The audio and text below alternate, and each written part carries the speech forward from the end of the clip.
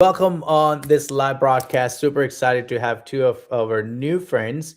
We've been actually met at the party, but then now we are just got reacquainted and reconnected. I'm super excited.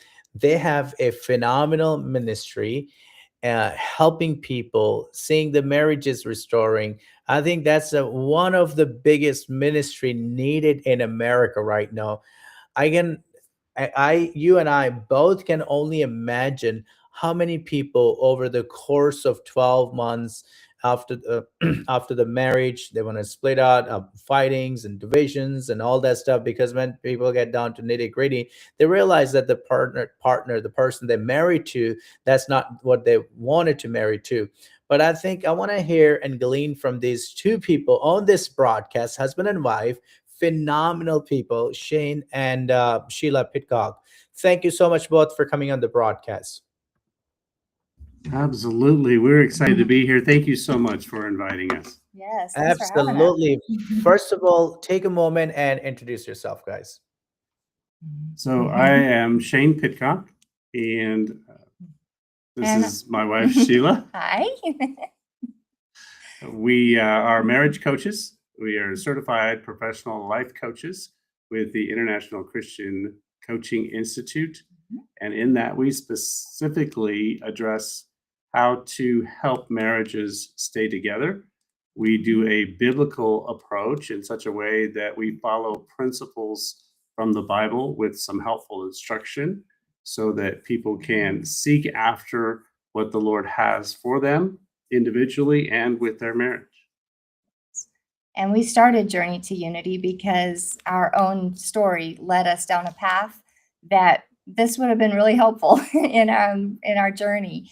And so because of the broken places that God restored, we now have a passion for helping others do that. And this is a very constructive way to do so.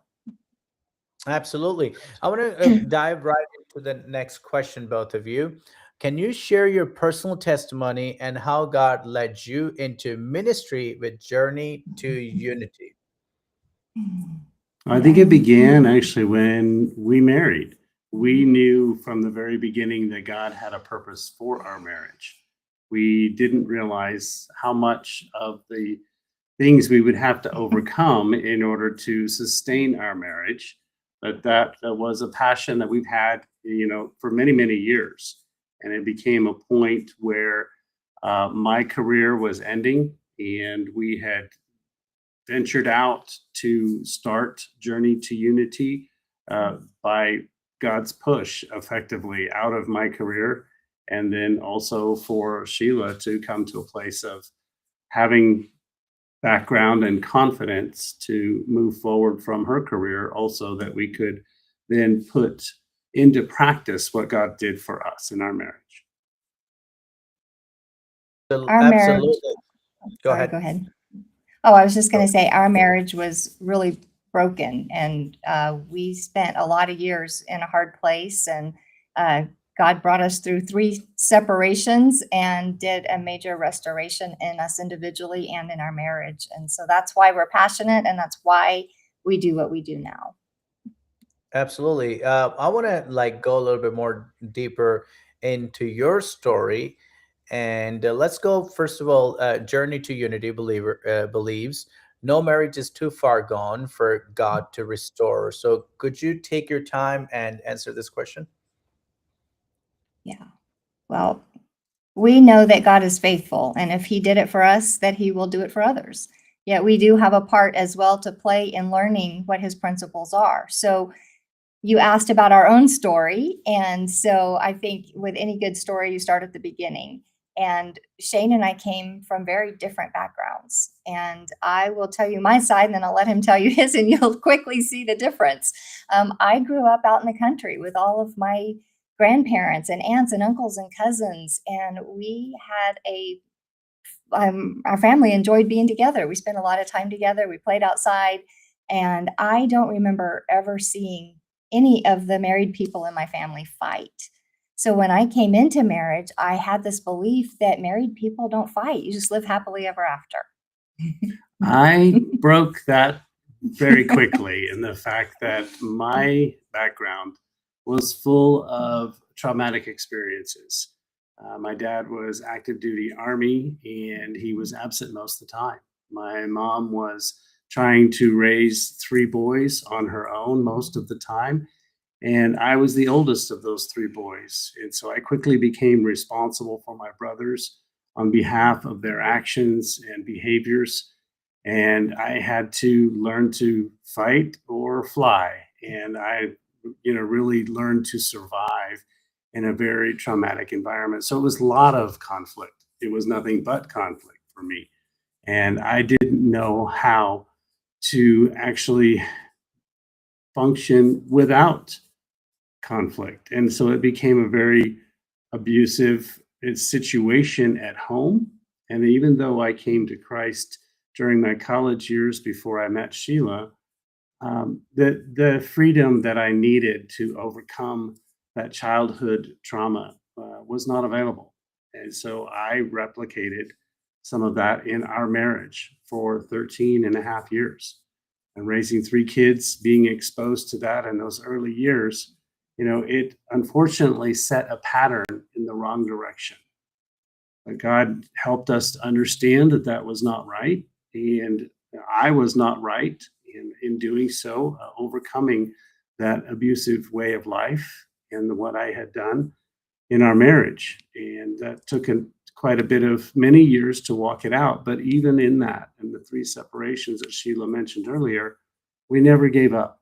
We always believed that God had something more for us to pursue and to continue to walk this out in a way that we could be different.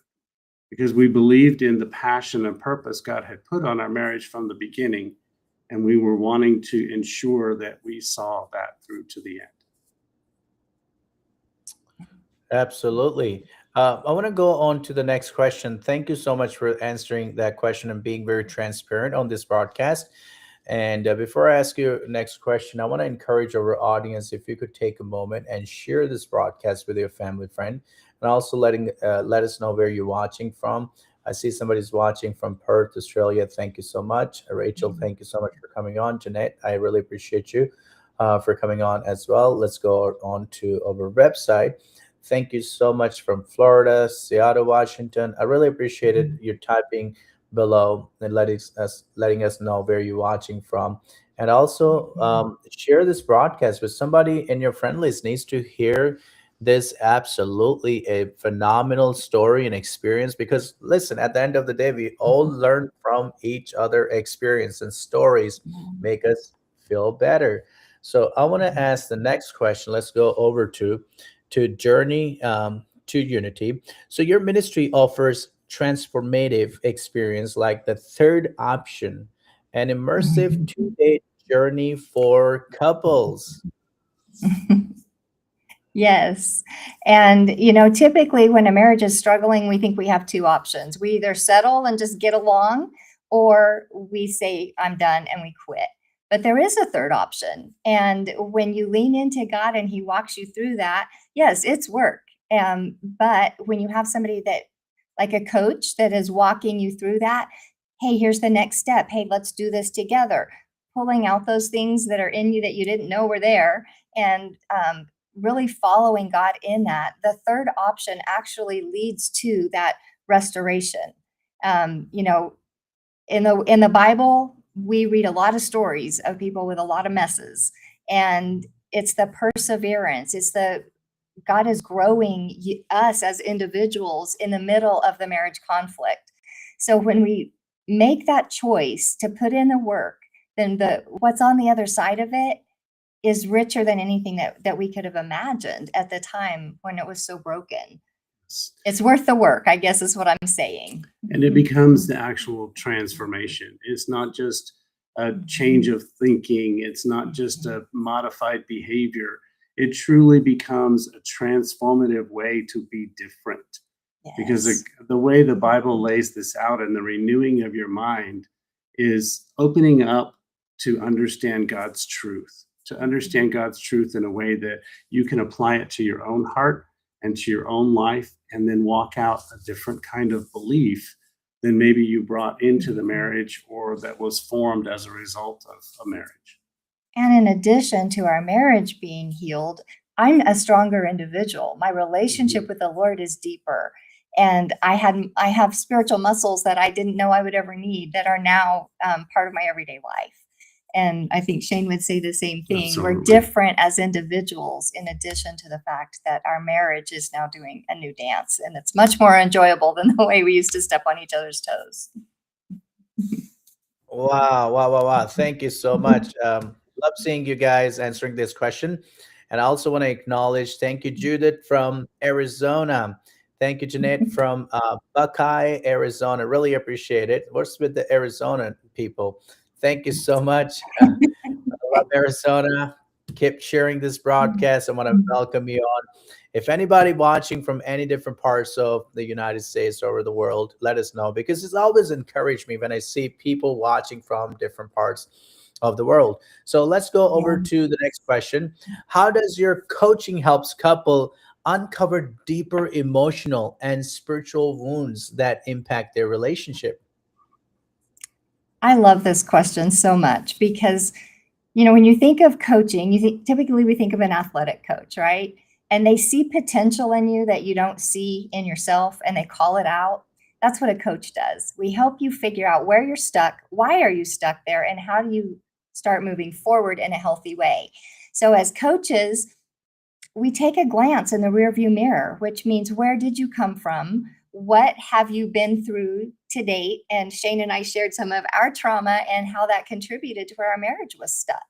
And so a coach helps identify that and get you unstuck so you're moving forward. But it also, just as we talked about, the healing of our individual relationship actually enriched our marriage as well. Do you want to add anything to that, Ben? I think the biggest thing is that it helps you have freedom for more than just what you think is a surface issue.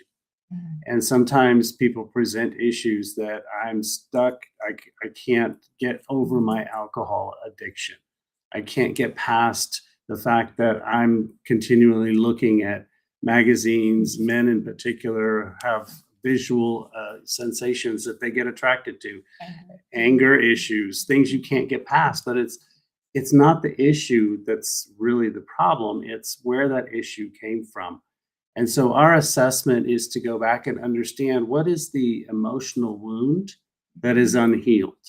What is that space in the past that caused an opening of emotional dysfunction that is still happening in the present day? And sometimes people don't realize the connection of those dots, that I'm filtering how I see my spouse through the past lens. And we try to help them understand that there is a lens, there's viewing that needs to either go away or definitely be cleaned. And on my side, Shane mentioned several things that are common, but what I see a lot with the women too. For myself, I grew up in a Christian home. I've known God and believed his principles from an early age. Yet there were some things that were taught in the way I grew up that my little girl mind interpreted in a way that I believed that women weren't as valuable and men had all the important jobs. And so I grew up thinking that a good Christian woman, baked casseroles and kept her mouth shut and just made the guys look good. And so when I started learning my value and how God saw me as a woman, and then I was able to learn that boundaries are actually healthy and they're not mean and they're not brick walls, that transformed my life. And so understanding these deeper things, that the brokenness can show up in so many different ways, and it can come from such subtle places, even something as good and healthy as, hey, I knew the Lord and I grew up in a Christian home. What a gift that is. Yet at the same time, there can even be things that we bring out of that are leading to where we're stuck. Very, very good. Thank you so much. And that would be a bonus question for people, that what I'm going to ask. And I want to know for myself too, and also for people, even though I've been married, but also I want people to understand that this question is important for people, single, especially single people. That's this question for single people to understand that when people are, even our sons and daughters who are about to get in a relationship with somebody, what are the things they should look for in a person, whether before they get into marriage? Now you're unequally yoked. You're thinking like with the dating process. Somebody said it like in a dating process, you can't tell everything about the person until you really get into the person, because some people bring their in the marriage. So I want to start with, what are the things that we look for marriage, both what women man should look in a woman, or women's in the man? Well, I think we should all go back to how the Bible defines marriage and how you pursue marriage from a biblical perspective. Yeah. That is the foundation of constant truth that has been throughout all of time, right? As long as there has been the Bible in written form, or even before that, it has set those principles in place. When you pursue one another with a focus of learning about their faith and their background and understanding of biblical principles, and studying together from a let's learn together what we each understand about these biblical principles, that will help uncover some things as to whether or not they could be a potential mate, or even when the marriage goes sideways, we're missing some kind of truth that is out of alignment with God's principles. And so we focus back to that over and over and over again. It's not what I say. I mean, I can tell you how it matters to me all day long, but it's really not what I say that matters. It's how much do you want to believe what the Bible says is truth. And that is the foundation that we espouse, and that's the approach that we take. Now, not everybody sees the Christian Bible as their truth, and so we talk about it. We have open discussions. We explore it, because we have no judgment and we have no stones to throw, because we were just as bad off and we could still be potentially bad off. But it really goes back to pursuing that first. When you put things in proper alignment with spiritual focus, then getting to know one another, what are your beliefs? What are my beliefs? How do you think? How do you feel? Family background, and all those kind of perspectives. You learn about one another over time and keep the physical relation out of it until marriage. That works every time. And that would be the formula that we would suggest that people would pursue. Did I stump Thank you, you so Adnan? much. No, you didn't stop me. I was waiting for Sheila's going to say something too. Oh. Well, it's hard to argue with biblical principles and God's truth. So Absolutely. I But I agree can with, ask yeah. you, go ahead. No, Do I you was just agree going to with say, I agree when you put the physical component in too early, it starts clouding the rest of your judgment. So you get the rose-colored glasses and then you miss what may really be going on. So Absolutely. So I want to ask the next question. Your emphasis, a God-centered approach that goes beyond fixing problems. How do you help couples trust God in season of conflict rather than just seeking quick fix? yes. And that is something that God really wrote deeply on my heart, this concept of trusting God when it doesn't make sense. The earthly kingdom and God's kingdom seem to be like his kingdom is upside down to the way we think typically. And he asks us to trust him even when we can't see that. And so when we were walking through our hard seasons, like everything in the natural made sense that I should just bail. I should be out of there. And there was no reason to stay. Yet I knew that God was asking me, would I stay and would I give him time to work? He did not ask me to stay in the abusive situation. And I want to make that very clear. God does not ask us to stay in the situation where there's abuse happening. Yet he knew the end of the story. He knew what he was writing. He knew what was in my husband's heart when I couldn't see it.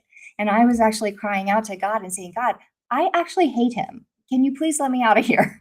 And God's answer to me, this is the one time that I have the closest thing I could say to verbally audibly hearing God's voice. He said, well, I love him. And that brought me to my knees because I knew it was his truth. And so I had a choice in that moment. I could either try to convince God of why my truth was really more real, or I could get in alignment with what I knew he was telling me was his truth. I knew that God loved him, yet I wasn't seeing it. So I decided to get in alignment with God's truth, and I started praying, God, I know this is your truth, but you are going to have to help me see it. There's something lovable in him that I'm not seeing right now because our circumstances are so dark and I'm so wounded.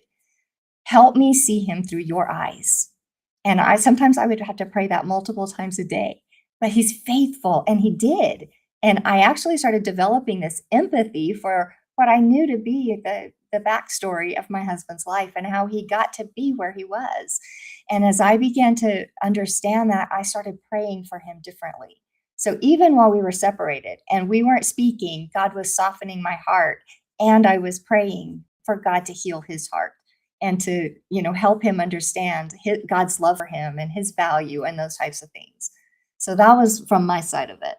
Absolutely. We guide couples to release their spouse to God and not try to impose their thoughts and beliefs on the other person. Because there are many times when we have couples that are come to us in the midst of pursuing a divorce, and so they're separated. My guidance to them is enjoy the separation. And they look at me like, what are you talking about? I said, quite honestly, this is the best opportunity you're going to have to develop a closer relationship with God so that you can have proper alignment with your first priority of life, so that then your spouse can receive the benefits of your relationship with God. And pray for your spouse to do the same, to connect with God on their part. And then when you both are connected with the Lord, then you can bring that healed heart to one another. And then you can start to learn to reconcile. 100%. That is a very good advice. Thank you so much. I was like for puzzled for a moment too. What do you mean enjoy the separation? Uh, you know, Another one of so those upside that could down principles, right?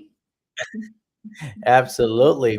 But many couple feel alone or discouraged, especially when they don't have their parents involved or somebody's like talking on the both side, because whenever the fight or any separation happens, everybody's just covered for themselves, of like helping the wife or the husband realize that, hey, you guys are in a covenant to make it out work. So what encouragement will you give to someone watching those marriages feel stuck or hopeless right now?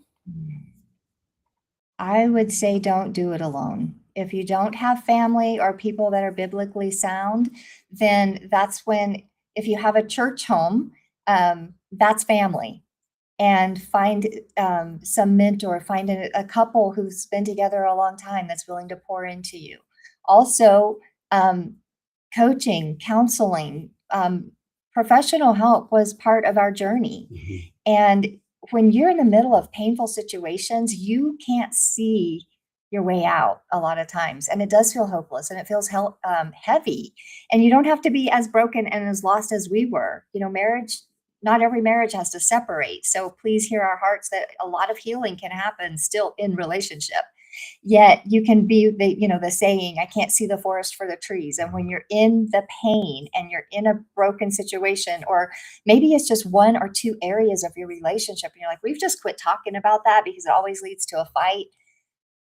You need some perspective from a higher level, somebody that can help you see the next step, point you back to God's principles and help guide you in a healthy way towards the goals that you actually want for your marriage. Absolutely. And where it comes to working this out in community or having someone else to come alongside you in your journey, that's what God put in us. We didn't have that opportunity. And so without having that, we floundered. We truly had to rely on the Holy Spirit as our counselor. And he was the one guiding us in all truth. And in doing so and following those biblical principles, we found community, and now we are developing community. So as a result of that, we also offer groups where you can connect with other couples. And in doing so, we can coach a group of couples together. And then now you realize I'm not doing this alone, and I can make this happen. Yes, and we're actually starting, we have a daytime and a nighttime group that'll be starting mid-February, and those are on our website at journeytounity.com.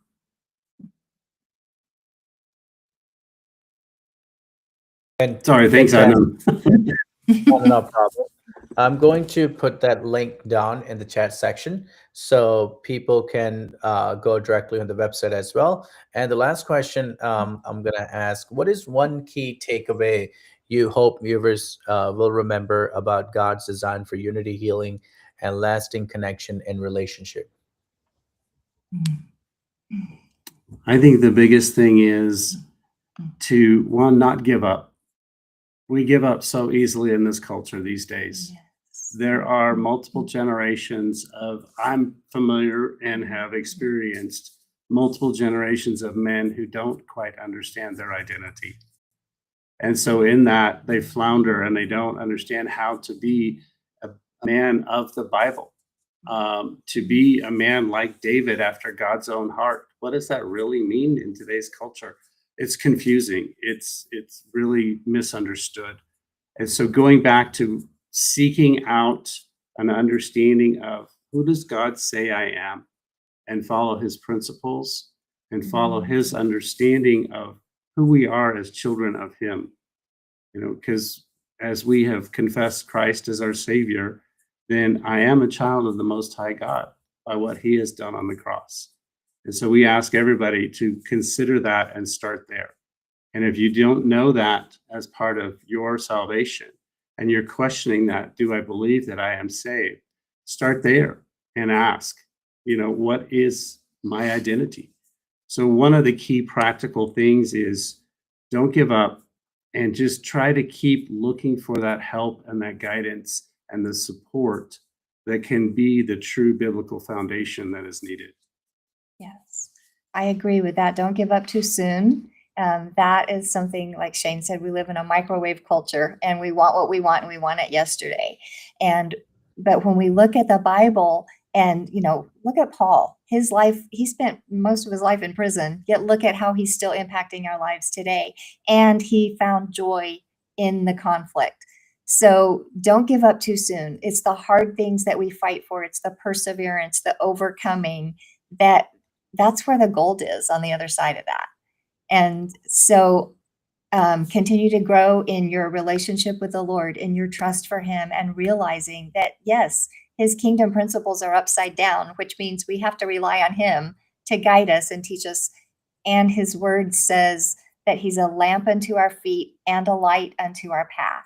And most of the time in our instant culture, we want the whole path lit up. We want to see the end. We want to know where we're going and how we're going to get there. But what I have found in my walk with the Lord is more often than not, he uses that flashlight at my feet for one step at a time because I have to trust him. And in doing that, I get to the other side and I realize that what I gained in that journey is actually more valuable than had I seen the whole picture. That's why we call it Journey to Unity.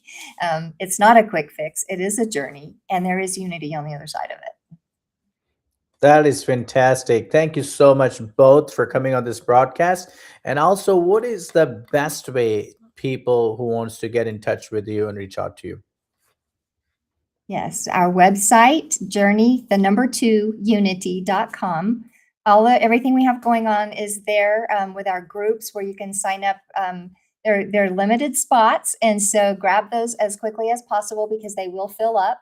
And then you can follow us on Facebook also at Journey to Unity.